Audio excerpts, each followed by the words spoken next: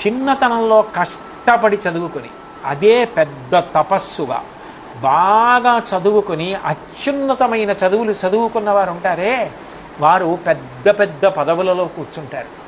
వారికి ప్రభుత్వం పెద్ద పెద్ద భవనాలు ఇస్తుంది, వారికి వాహనాలు ఇస్తుంది. ఆ వాహనాన్ని నడపడానికి చోదకుడు అంటే డ్రైవర్ని ఇస్తుంది. వాళ్ళు ఒక్క సంతకం పెట్టారు అంటే పేదవాడికి 5 ఎకరాల పొలం ఇవ్వగలరు. వాళ్ళు కానీ తప్పు చేస్తున్నాడనిపిస్తే శిక్షించే అధికారం ఉంటుంది, ఉద్యోగం కూడా తీసేసే అధికారం ఉంటుంది. దేని వలన వచ్చింది ఇంత అధికారం?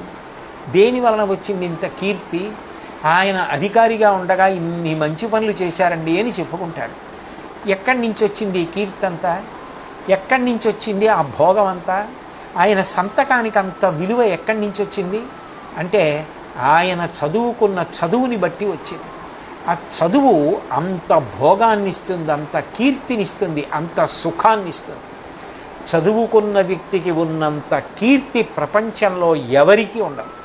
అబ్దుల్ కలాం గారు అంటే చూడాలని, ఆయన మాటలు వినాలని ప్రపంచమంతా వెంపర్లాడేది. సర్వేపల్లి రాధాకృష్ణన్ గారి ప్రసంగాలు వినాలని అందరూ అంత వెంపర్లాడేవారు. ఎందుకని? వారంత గొప్ప విద్వాంసులు కనుక. కాబట్టి విద్యా భోగకరి, యశస్సుఖకరి.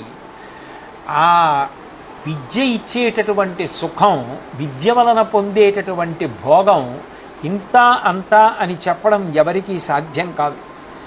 మీకు అందరికీ తెలుసు, గూగుల్కి సీఈఓగా ఉన్నారు ఆయన సుందర్ పిచాయ్ అని.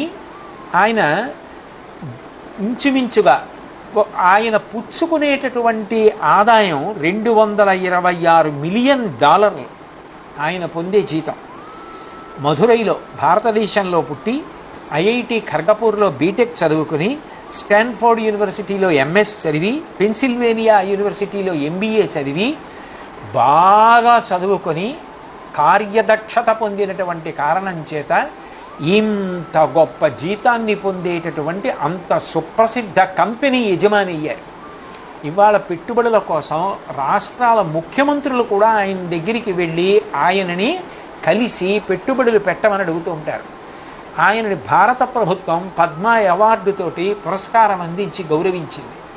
ఒక వ్యక్తి అంత భోగం, అంత సుఖం, అంత కీర్తిని దేనివల్ల పొందాడు? చదువుకోవలసిన సమయంలో బాగా చదువుకున్నారు, ఉద్యోగం చేసేటప్పుడు అంత కష్టపడుతున్నారు, అందుకని అంత కీర్తిని పొందారు.